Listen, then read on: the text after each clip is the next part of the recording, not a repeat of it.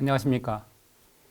지난 시간까지 우리는 시리아 교회와 루시안의 진리를 향한 행적들을 살펴보았습니다. 이번 시간은 walden스인들의 지도자 비질란티우스와 그가 활동했던 곳들의 상황들을 살펴보고자 합니다. 잘 들어주시기 바랍니다. 일찍부터 초대교회의 믿음과 행위 속에 슬그머니 살금살금 기어들어와서 복수를 시작한 이교가 있었습니다. 이 이교는 단 한순간도 교회에서 완전히 제거된 적이 없습니다. 또한 이교는 신자들의 믿음이 저하되거나 열성이 식어질 때는 이단이나 부패의 핵심 세력으로 바뀔 준비가 언제든지 되어 있었습니다.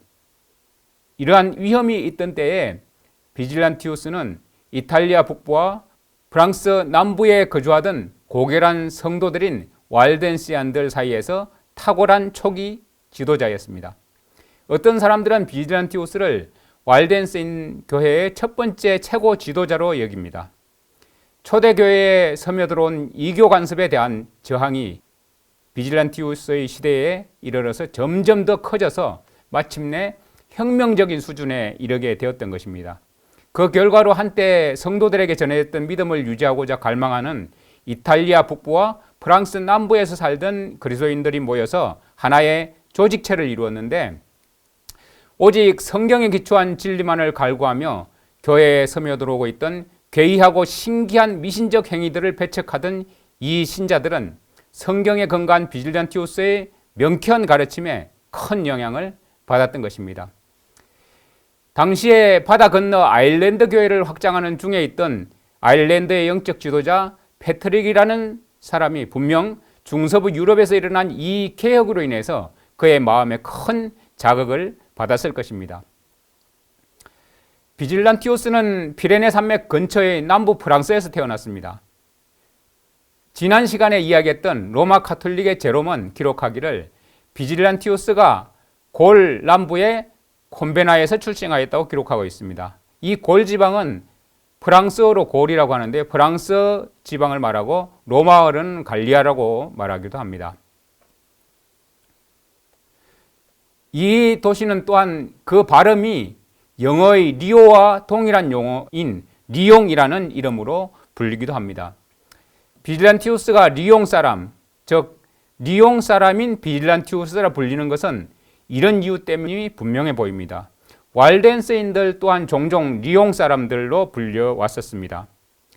따라서 리옹 사람들 혹은 리오니스트라는 호칭은 비질란티우스에게서 유래되었을 것으로 여겨지고 있습니다. 이 리오니스트는 알비젠스, 즉 알비파라고 하기도 하죠. 혹은 waldensi안, 골짜기의 사람들 또는 왈도파라고 불리는 그러한 무리들입니다. 비질란티우스의 아버지는 만시오라 불리는 한 역참의 주인이었습니다. 만시오는 당시에 로마 제국 전역에 걸쳐서 설치되어 있던 여행객들을 위한 정거장을 말합니다. 여행객들에게 말을 바꾸어 주는 이곳이 바로 이 개혁자의 어린 시절 집이었습니다. 그의 집에서 말을 바꾸어 가는 여행객들은 상인들이라든가 사절들 혹은 명사들, 주교들, 일반 여행객들, 제국의 급사들 등등 있었습니다. 그의 부친의 이 사업은 한창 자라나는 청년에게 산중에 위치한 그의 아버지의 집에 묵던 사람들로부터 모든 화제거리가 되는 각종 정보들을 얻을 수 있는 풍부한 기회를 제공해 주었던 것입니다. 비질란티우스는 양떼를 돌보고 사냥을 하고 또는 산골짝 길에서 여행객들을 안내하면서 고독함 가운데서 그의 키와 지혜가 자라났던 것입니다. 그는 때로 그리스도인 여행객들과 접촉하는 중에 그리스도를 자신의 구주로 받아들였습니다. 자, 비질란티우스가 수도원 제도와의 만남 그리고 투쟁에 대해서 한번 살펴보도록 하겠습니다. 그의 집 근처에 유명한 역사학자 술피치우스 세베루스라는 사람이 있었고요. 그의 사유지가 그 부근에 있었습니다. 이 저명한 학자 저술가는 학자들 사이에 우상과 같은 그런 존재였습니다. 술피치우스가 한 번은 당시에 이름이 널리 알려져 있던 대부분의 사람들을 자신의 저택으로 초청을 했습니다. 그는 비질란티우스를 고용해서 자기를 돕도록 하였습니다. 처음에는 아마도 잡일을 시켰겠지만 후에는 그에게 소장료를 받고 소유지를 관리하는 일을 하게 했던 것입니다. 비질란티우스가 술피치우스 세베루스에게 고용되어 일을 하고 있는 동안에 이 역사학자에게 큰 변화가 발생했습니다. 이 학자가 서유럽을 휩쓸던 금욕주의와 수도원 제도의 발을 담근 것입니다. 비질란티우스는 일찍부터 그의 고용주를 사랑했습니다. 술피치우스 세베루스는 글 쓰는 일에 많은 수고를 하는 가운데서도 배고픈 사람을 먹이고 가난한 사람들에게 의복을 나눠주고 또한 병든 사람들을 찾아가는 이 사람의 뛰어난 지력에 비질란티우스는 크게 감복을 하였습니다. 북쪽 멀지 않은 곳에 투르의 주교인 마르틴이 살고 있었습니다. 이 고위 성직자가 루아르강의 제방 주변에 프랑스에서 최초의 수도원을 설립하였습니다. 마르틴 주교가 자기 스스로에게 강요하고 있던 극단적으로 엄격한 금욕주의는 소위 말하는 그의 기적들에 대한 과장된 소문들과 연결되면서 서유럽의 금욕 생활에 대한 열정을 불러일으켰던 것입니다. 술피치우스 세베루스는 켈트족으로 그의 재정을 담당하고 있던 비질란티우스와 함께 마르틴을 방문하였습니다. 이 만남은 술피치우스와 비질란티우스 둘 모두에게 엄청난 변화를 가져오게 되었습니다. 하지만 이 변화는 같은 방향이 아닌 전혀 다른 방향이었습니다. 투르의 주교인 마르틴의 광신적인 행위에 미혹된 술피치우스는 그의 찬란히 빛나는 재능들을 금욕적인 생활에 빼앗기고 말았습니다. 이것들은 비질란티우스가 직접 보았거나 아니면 적어도 전해 들은 술피치우스에 관한 이야기들입니다. 비질란티우스는 그의 후원자 술피치우스가 투르의 극단적인 금욕주의 신비주의자 주교를 방문한 것이 술피치우스를 더 행복하게 하지도 않고 더 좋아지게 하지도 않았다는 사실을 목격할 수 있었던 것입니다. 집으로 돌아온 후에 마르틴의 잔상이 이 감수성 강한 역사학자 술피치우스에게 출몰하곤 했습니다. 술피치우스는 그 금욕적인 고위 성직자를 떠올리면서 밑에 재만 깔고 오직 배옷만 덮은 상태로 찬 맨바닥에 누워서 잠을 잤고 심각한 질병에 걸려버렸습니다. 질병에 걸려서도 부드러운 침대나 따스한 옷을 거부했고 그뿐만 아니라 그리스도인은 죄위에서 죽어야만 한다고 그렇게 선언을 했던 것입니다. 그는 또한 모든 식도락을 거부하고 몸에 매우 해로운 음식들만 먹었으며 잠도 자지 않고 잠을 쫓아가면서 자신을 극단적인 더위와 추위, 배고픔과 목마름에 노출시킨 상태로 지루한 기도들을 했습니다. 술피치우스는 그 같은 금욕 생활을 하지 않는다면 자신에게 하늘문이 닫힐 것이라는 잘못된 믿음을 갖기까지 공상 속에서 자신이 마르무티어에서 보고 들은 바를 계속 반복해서 곰곰이 생각하였습니다. 괴이한 것들에 대한 호감, 불가사의한 이야기들을 공상하여 생각하는 습관과 금욕 생활을 실천하는 습관이 비질란티우스의 고용인 술피치우스를 완전히 포로처럼 움켜잡고 있었던 것입니다. 반면에 비질란티우스는 여기에서 그리스도의 복음의 단순성이 결여된 허황된 한 종교 제도를 보게 된 것입니다.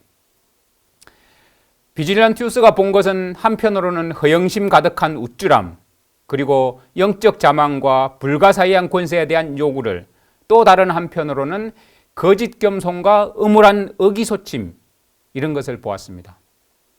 이 둘 모두 그리스도의 온전하고 충분한 희생에 관한 가르침을 훼손시키는 금욕주의자라는 잘못된 제도의 소산물이었습니다. 이 금욕주의는 또한 트루의 마르틴과 같은 사람들의 고통과 선행에 과도한 가치를 부여해 주었습니다. 비질란티우스는 마르틴이 아마도 결국에 가서는 이러한 사람들이 연약한 형제의 마음속에 높임을 받아서 중보자의 자리까지 올라가서는 거룩한 예배의 대상 바로 밑에 위치하게 될 것임을 직감적으로 내다보게 되었습니다. 결과적으로 우리는 비질란티우스가 후일에 금욕주의의 오류를 드러내고 성인 숭배의 진행을 억제시키는 노력을 기울인 것이 바로 술피치우스의 집안에서 받은 첫 인상 때문임을 인정할 수밖에 없습니다. 함께 마르틴을 방문했을 때 벌어지기 시작했던 비질란티우스와 술피치우스와의 관계가 더욱 크게 벌어진 것은 술피치우스가 비질란티우스를 이탈리아 놀라의 폴리누스에게 보내는 전령으로 고용하면서 일어난 것입니다. 이 특출한 사람 비질란티우스는 그 전에 이미 술피치우스 세베루스에 대해서 이렇게 기록을 했습니다. 그 속이는 행위에 자신의 시간을 쓸 수 있는 한 은신처로 떠났다. 이 같은 행위들은 후에 라틴 교회의 특성이 되었으며 결국에는 복음의 단순성에 치명적인 것이 되어버렸다. 이 교회의 재단에서 기독교의 성당으로 옮겨져온 종교적 관습들이 한 죽은 성인에 대한 기억으로 인해 의식이라는 이름으로 존귀하게 여김을 받았다. 또한 폴리누스의 조상들이 옛 영웅들에게 기원을 드린 것처럼 그 또한 헤라클레스나 퀴리누스의 이름을 펠릭스로 바꾸어서 동일한 일을 행하였다. 그는 여기에 더하여서 기도하는 중에 하나님과 사람 사이의 유일한 중보자의 이름 외에는 그 어떤 이름도 그의 입술에 올릴 수 없을 때에는 한 죽은 순교자에게 도움을 간청하였다. 더 나아가서 교황 겔라시우스는 5세기의 서방교회에 이교도의 축제인 루페르칼리아 추가를 위해서 빛의 행렬과 함께 정결축제를 소개하였습니다.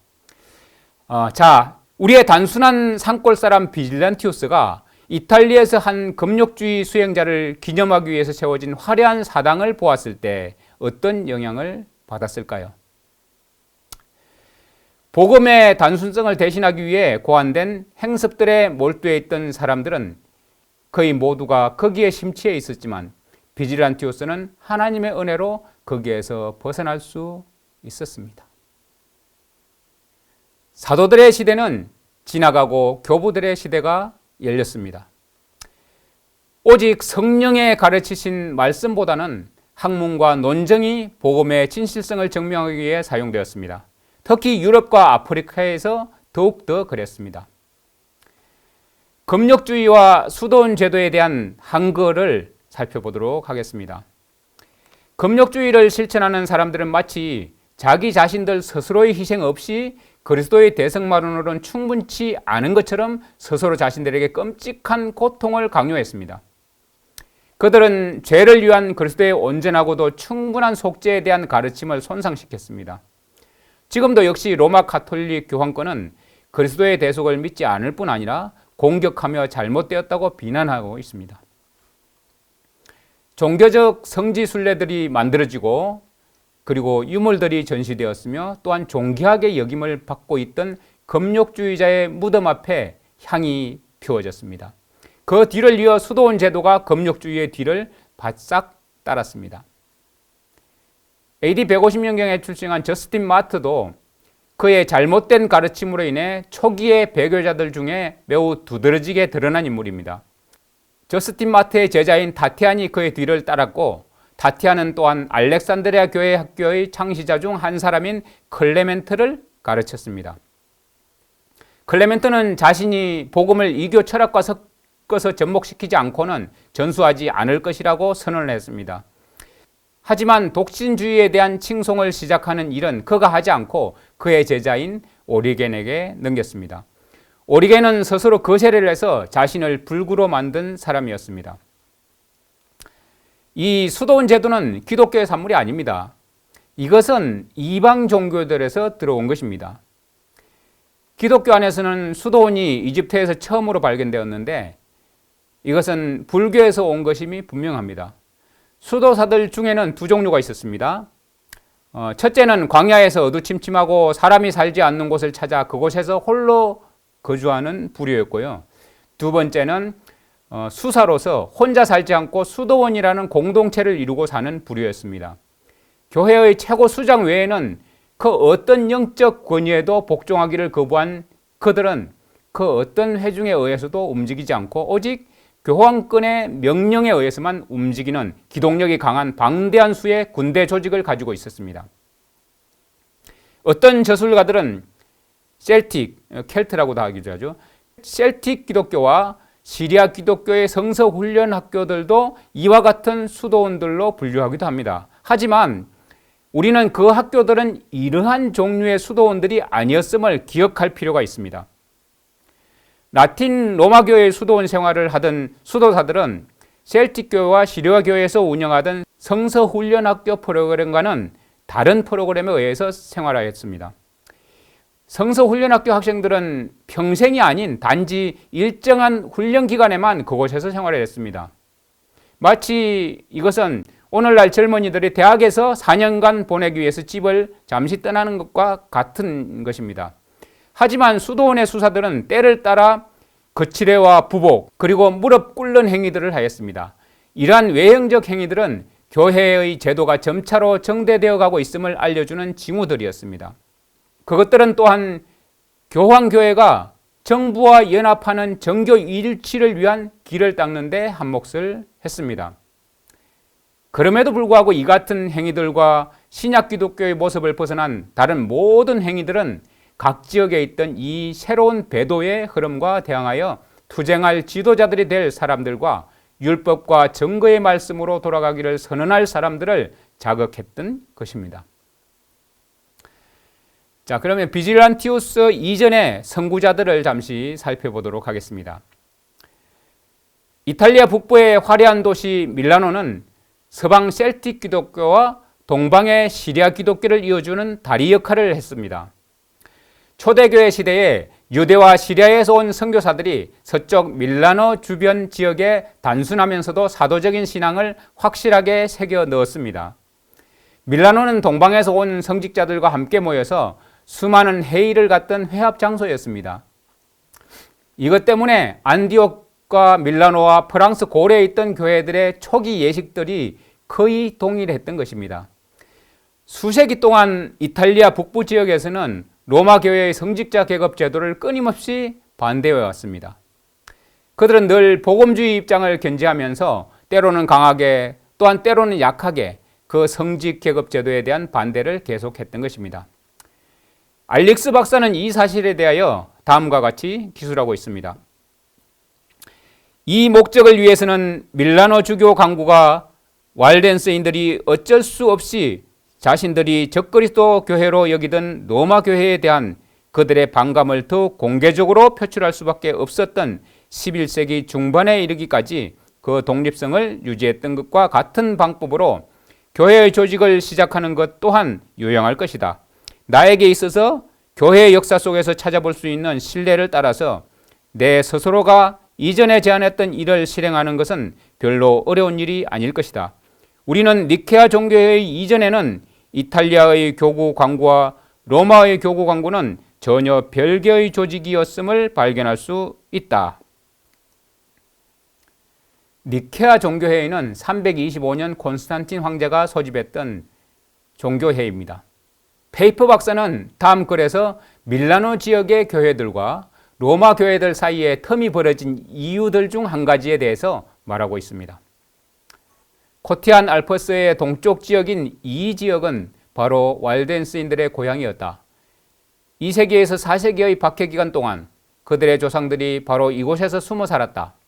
하나님의 섭리에 의해 세상과 격리되었던 이곳에서 그들은 초기 교회가 믿고 행하였던 바로 그들의 교리들과 행위들을 보존하였다. 이것들은 그들이 고난과 유배를 당하면서까지 사랑했던 것들이다. 한편 풍족하고 호화로우며 또한 강한 권세를 가진 성직자들에 의해 그 성품이 더럽혀진 도시들과 비옥한 평지들에 거하던 부유한 사람들은 그 위대한 사도에 의해 너무나도 사실적으로 예언된 배도의 늪 속으로 매일매일 더 깊이 빠져들어가고 있었다. 알프스의 험준한 곳들에서 피난처를 찾아 숨어 살던 사람들에 의해서 초대교회의 진리와 행위들이 보존되어 있던 반면에 권력을 가진 로마 교회의 성직자들에 의해 더럽혀진 도시들과 평야지대의 부유한 사람들은 사도에 의해 예언된 것처럼 배도 속으로 깊이 빠져들어가고 있었다고 적고 있습니다. 자, 이러한 이교적인 관습을 반대하던 사람들입니다. 교회 안에서 이교 간섭에 항거한 사람들 중에 가장 두드러진 사람은 헬비디우스 1세입니다. 교황권이 라틴 기독교에 새롭게 도입한 것들에 대해 두드러지게 반대했던 세 사람이 모두 이탈리아 북부 출신이라는 것은 참으로 흥미로운 일입니다. 이 세 사람은 헬비디우스, 요비니아누스, 그리고 비질란티우스였습니다. 헬비디우스에 대해서 말하면 그가 쓴 글과 그에게 호의를 나타낸 글들은 모조리 파기되어 버렸습니다. 헬비디우스는 저스틴 마트보다는 한 세기 반 후의 사람이고요. 그리고 터툴리안이라든가 시프리안, 오리겐, 클레멘트 등과 같은 인물보다는 적어도 한 세기 이후에 살았던 인물입니다. 그런데도 불구하고 헬비디우스보다 먼저 살았던 저스틴 마트나 터툴리안, 시프리안, 오리겐, 클레멘트 같은 사람들의 저술들은 보존되어 있는 반면에 이교의 잘못된 간섭을 강력히 반대한 헬비디우스의 저술은 모두 파기되어 버렸습니다. 헬비디우스는 성경의 가르침들을 있는 그대로의 순수한 형태로 전수하려고 애쓴 교회에 속해 있었습니다. 헬비디우스는 제롬이 교황권의 라틴어 성경인 벌게테역을 만들 때 잘못 전해져 온 헬라어 사본들을 제롬이 사용했다는 것을 폭로한 것으로 유명합니다.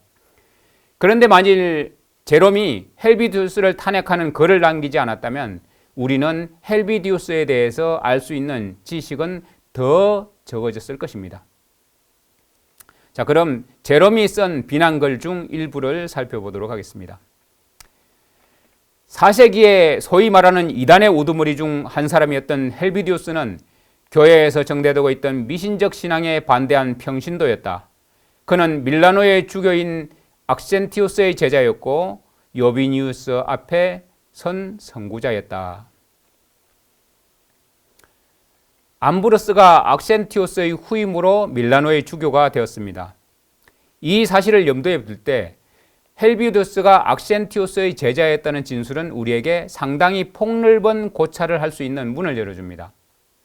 암브로스는 그 자신이 언급한 것처럼 7번째 날을 안식일로 신성시했던 사람입니다. 암브로스는 스페인에 큰 영향력을 행사했는데 스페인 역시 토요일을 안식일로 준수하던 지역이었습니다. 이 문제에 관해서는 후에 상세히 살펴볼 것입니다.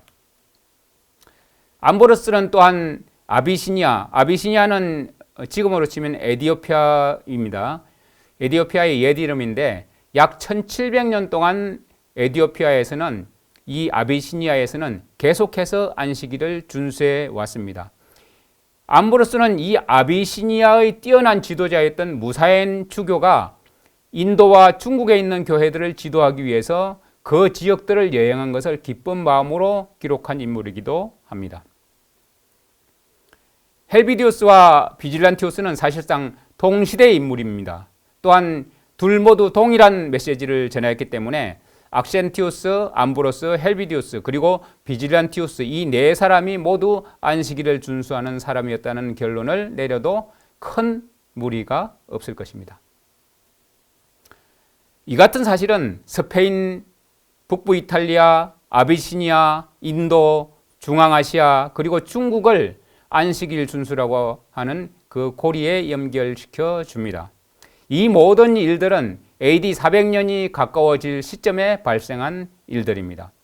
흥미롭게도 교황 이노센트 1세는 이 시점에서 15년이 채 지나기도 전에 토요일 안식일의 신성성을 훼손시키기 위한 목적으로 안식일인 그날에 금식할 것을 명하는 법을 통과시켰습니다. 20년 동안 밀라노의 주교 강구의 수장을 지냈던 악센티우스가 소아시아 출신으로 그 지역에서 기독교의 시리아 지도부에 감명을 주었다고 두케스는 지적하고 있습니다. 그는 담대하게도 제롬이 잘못 전해져온 헬라어 사본을 사용했다고 지적하며 그를 비난했습니다. 이것은 제롬 자신도 인정한 문제입니다. 금욕주의적이고 엄격한 것으로 특징 지어진 4세기의 교회 제도가 바로 제롬에게서 구체적으로 실현되었습니다. 그는 자신의 삶과 대화를 통해서도 그 제도의 가장 나쁘고 불쾌한 특성들을 드러내 보여주었습니다. 그것을 표현하자면 음침함, 신랄함, 질투, 불관용, 신성한 의무를 행하는 것들 중에 자기 자신의 표준에 달하지 못하는 모든 것에 대한 불만 등 이 모든 것들이 그에게는 습관화되어 있었습니다. 이것들은 또한 그의 거의 모든 말과 글, 행동에서 무심코 드러났습니다. 그의 가장 큰 결점들 중에는 비판적이고 험잡기 좋아하는 정신도 포함되어 있었습니다. 제롬의 이 같은 정신으로 인해서 그 시대의 가장 훌륭한 사람들까지도 그의 책망을 피해가지 못했던 것입니다. 북부 이탈리아에 널리 알려져 있는 개혁자들 중에 두 번째 인물은 비질란티우스의 선구자였던 여비니아누스입니다.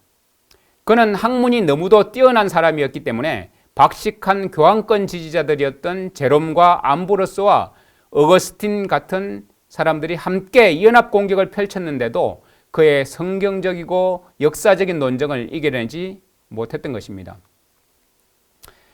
엘버트 뉴먼은 그에 관해서 이렇게 말하고 있습니다.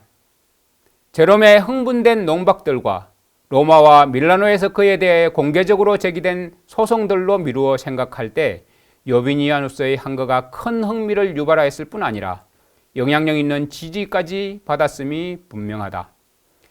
비질란투스가 이끈 운동을 통해서 우리는 여비니아누스의 영향력이 지속되고 있었음을 알 수 있다. 여비니아누스를 따르던 사람들은 알프스 산맥의 골짜기들의 피난처를 정하고 거기에서 12세기에 힘차게 다시 나타날 복음적 가르침의 생명을 지켰다.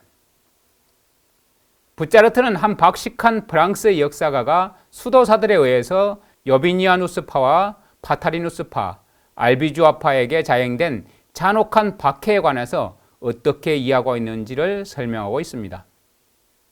여비니아누스는 다른 모든 것이 같다면 결혼한 사람들의 삶도 결혼하지 않은 사람들의 삶과 동일하게 하나님이 받으신다는 것. 하나님은 감사한 마음으로 먹는 것도 음식을 금식하는 것처럼 귀하게 여긴다는 것. 그리고 자신들의 침례 서약에 충실한 사람들은 모두가 심판의 날에 동일한 상을 받게 될 것이라는 것 등을 가르쳤습니다. 이런 가르침 때문에 제롬은 여비니아누스에 대해서 분노를 나타냈습니다. 이것 때문에 제롬은 여비니아누스가 옛뱀의 씩씩거리는 소리, 욕직이 나는 쓰레기, 그리고 마귀의 독이 든 음모를 가지고 있다고 비난했습니다. 비질란티우스는 엄격함과 행렬과 예식을 강조하는 새로운 제도가 사람들을 특별히 행복하고 거룩하게 만들지는 못하고 있다는 확신을 가졌습니다. 비질란티우스는 당시 교회 안에서 일어난 너무나도 많은 폭동들을 직접 목격하였습니다. AD 366년에 다마수스가 교황으로 선출되었을 때 로마에서 이에 대한 격렬한 반대 운동이 일어났습니다. 그 때문에 그의 경쟁자가 성직에 임명된 바실리카의 문이 부서지고 그 지붕이 뜯겨나갔고 그 건물 자체는 불에 타버렸습니다. 또한 이 폭동들의 와중에 137명의 사람들이 죽임을 당했습니다. 당시에 팔레스틴 지역에서도 교회 안에서 이와 유사한 폭동들이 일어났습니다. 제롬은 그의 서신들 중 하나에서 그들의 사적인 싸움들이 마치 야만인들이 싸우고 있는 것처럼 매우 격렬하다고 선언하고 있습니다. 비질란티우스와 로마 사이에 생긴 불화의 원인에 대해서 한번 알아보도록 하겠습니다. 비질란티우스가 그의 고용주인 술피시우스에게 돌아갔을 때 그는 선택의 기로에 서게 되었습니다. 한편에는 터루의 주교 마르틴이 기적들을 상상하면서 흥분된 상태로 동굴에서 수도원으로 달려온 것과 술피치우스가 건전한 학문에서 우화들과 환상들로 돌아가 버린 것이었습니다. 그리고 또한 온화한 놀라의 폴리누스는 미혹에 빠진 채 자신이 좋아하는 성인상 앞에 넙죽 엎드려 있었습니다.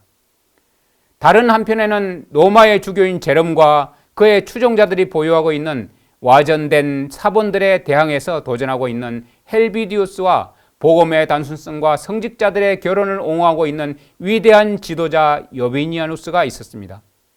바로 이러한 상황 속에서 비질란티우스의 마지막 결단의 계기가 된 것은 제롬에 대한 그의 방문을 통해서 이루어졌습니다.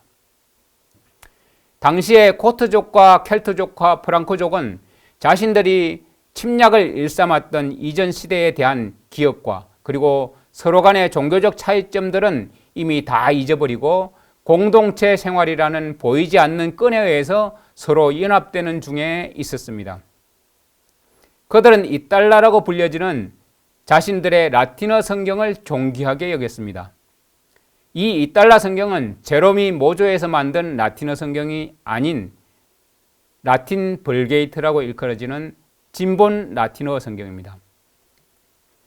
이 성경이 이달라라고 불린 것은 그것이 이탈리아, 프랑스, 스페인, 아프리카, 독일 등과 같은 사람들이 라틴어를 이해하는 지역들에 있는 교회들에서 공적으로 읽혀졌기 때문입니다. 이 성경은 또한 다른 어떤 것보다 오래되었다는 이유로 베투스라고 불리기도 하였습니다. 이 훌륭한 성경을 없애고 대체하기 위해서 제롬이 교황의 요구를 받아가지고 교황이 제공한 돈을 가지고 새로운 라틴어 성경을 제작하기에 이른 것입니다. 제롬은 제국교회 안에서 그 시대에 하나님이 보내주신 사자로 추앙받던 그런 인물입니다. 비질란티우스는 자기 아버지로부터 재산을 물려받은 후에 제롬에게 조언을 받으려는 소망을 가지고 제롬을 만나기 위해서 베들레헴에 있는 제롬의 수도원을 방문하기로 결정하였습니다.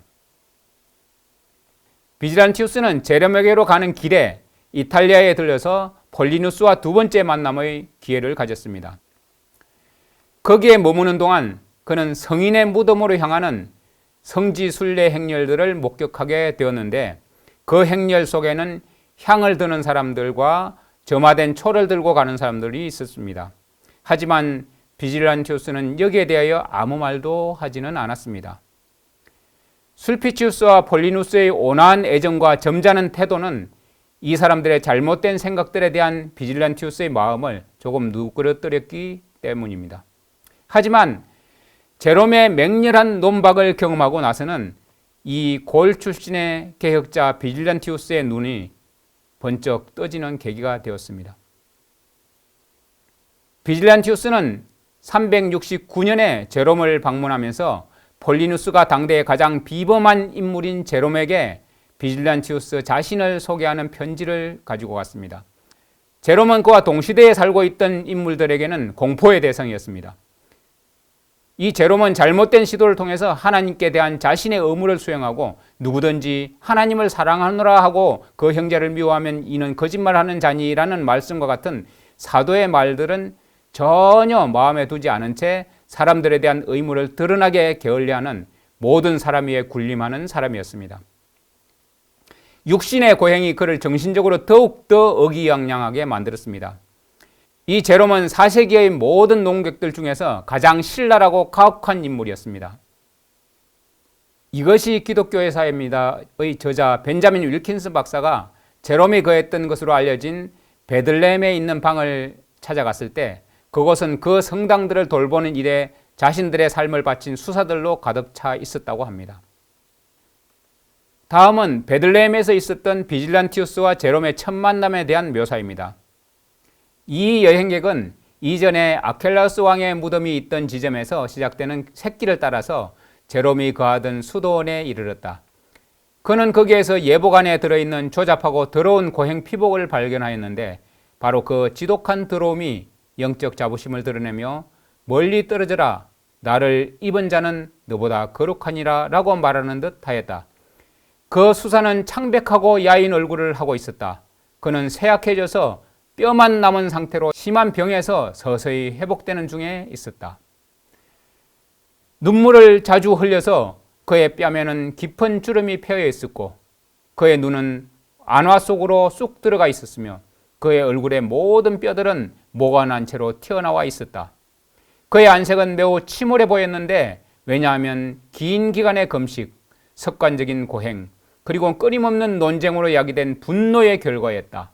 이것들은 그에게 자신의 자랑거리와 더불어 질병만을 가져다 주었다. 그의 방은 그에게 있어서 마치 에덴 동산의 나무 그늘 같은 곳이었다. 제롬은 처음에 비질란티우스를 환대했습니다. 베들레헴에서 비질란티우스가 목격한 광경은 그가 이전에 금욕주의의 태풍에 휩쓸려간 그의 친구들의 땅에서 목도한 광경들과 같았습니다. 하지만 라틴 불게이트판 성경을 편집한 사람의 까다로운 기질과 그의 입에서 나오는 모진 독설이 비질란티우스를 하여금 제도 전체에 대한 가치에 대해서 마음의 의문을 갖게 만들었습니다. 이 골 출신의 장로 비질란티우스는 특히 폴리누스에 대한 제롬의 비판에 몹시 화가 났습니다.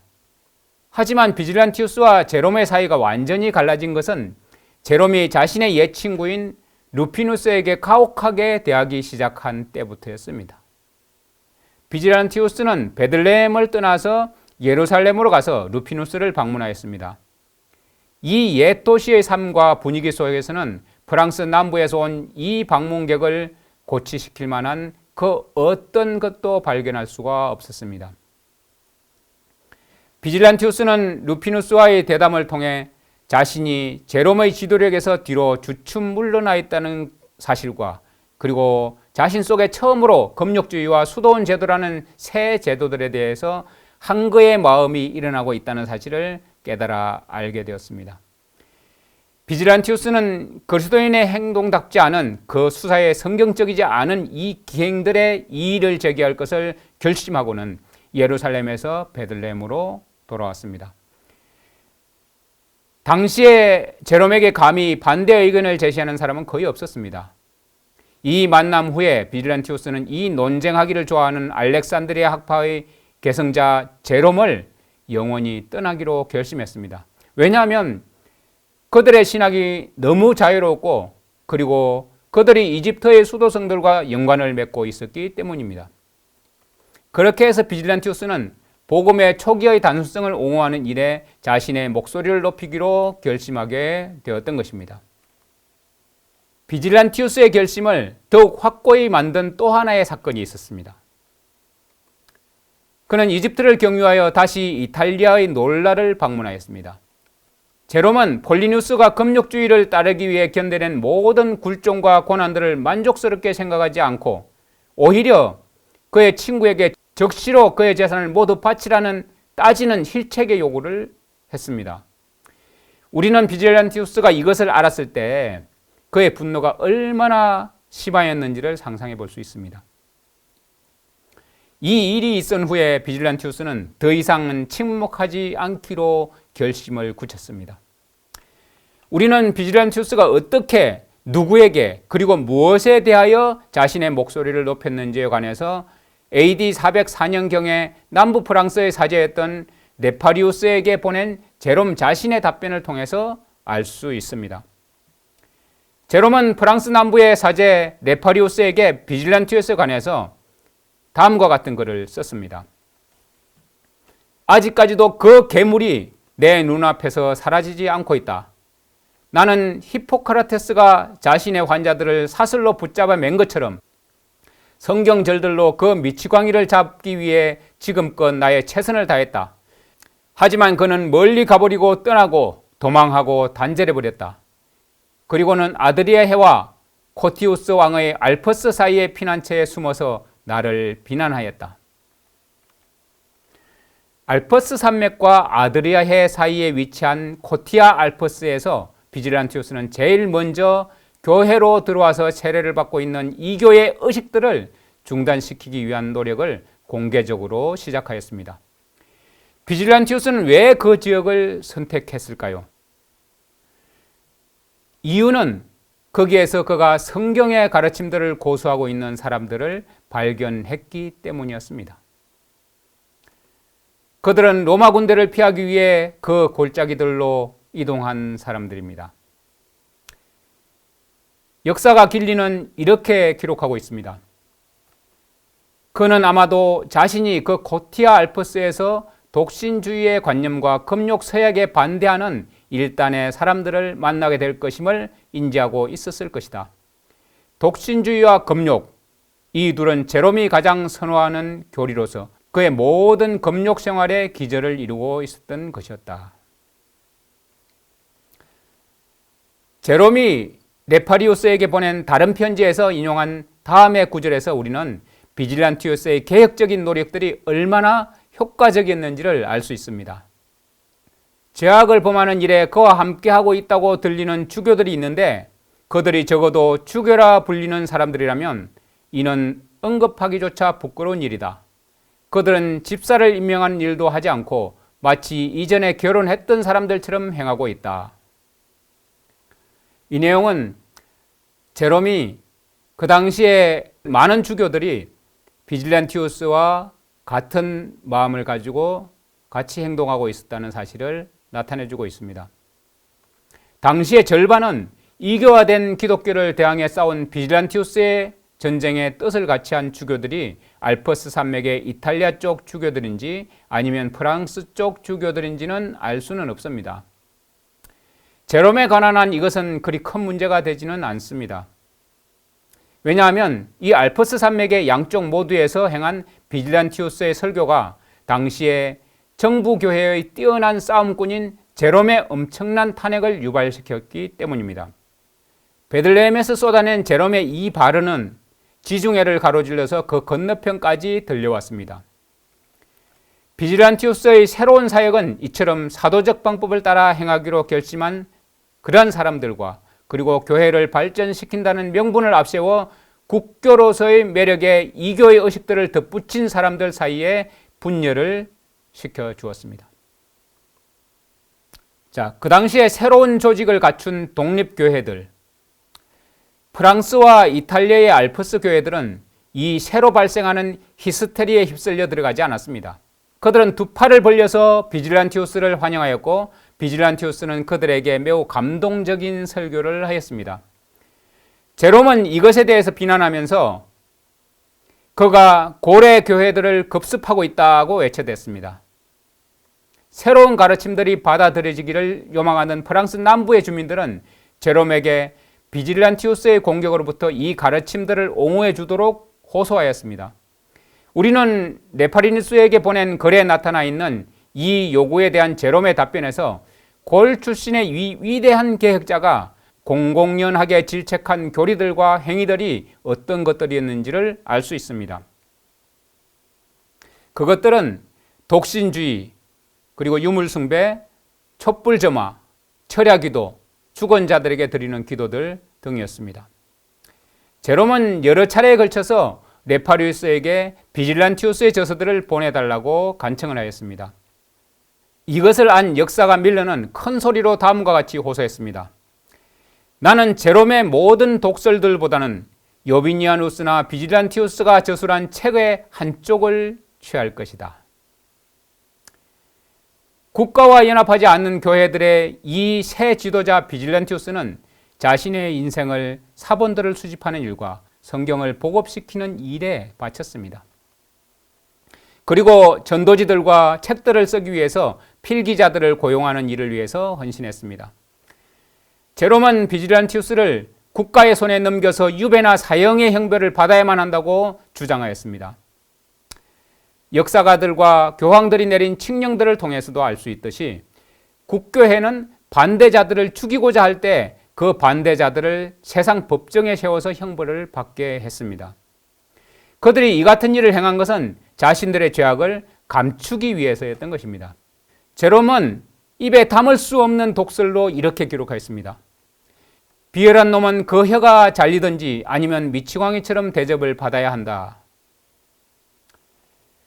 이처럼 국가 경찰력의 지원을 받던 국가교회의 지도자들은 사나운 힘의 논리를 위해서 하나님의 율법의 사랑의 신조를 버리고 있었습니다. 이 모든 일에도 불구하고 우리가 지금 고찰하고 있는 코티아 알프스 지역의 산골짜기에 살던 사람들은 오직 성경만을 따르기로 결심하였습니다.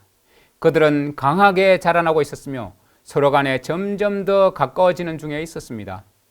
비질란티우스가 벌인 운동의 추진력을 발판 삼아서 이어지는 여러 세기 동안 계속해서 존속했던 새로운 조직이 탄생하였습니다.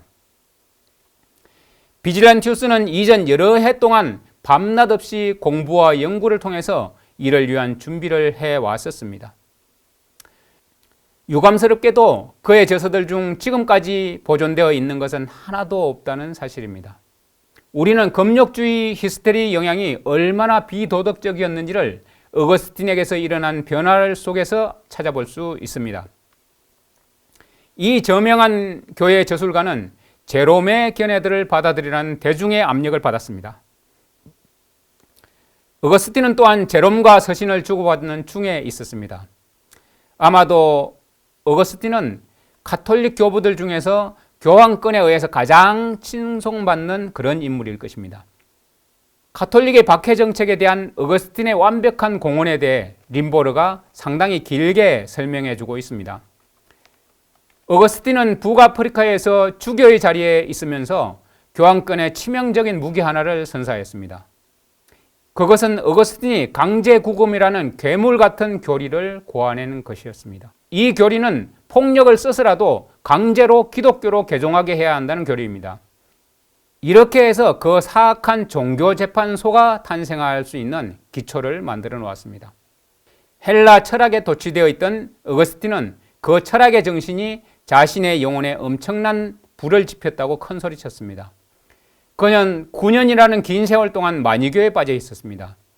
이 종교는 정교연합을 가르치면서 일주일 중 첫 번째 날인 일요일 준수를 중요하게 여기는 그런 종교였습니다.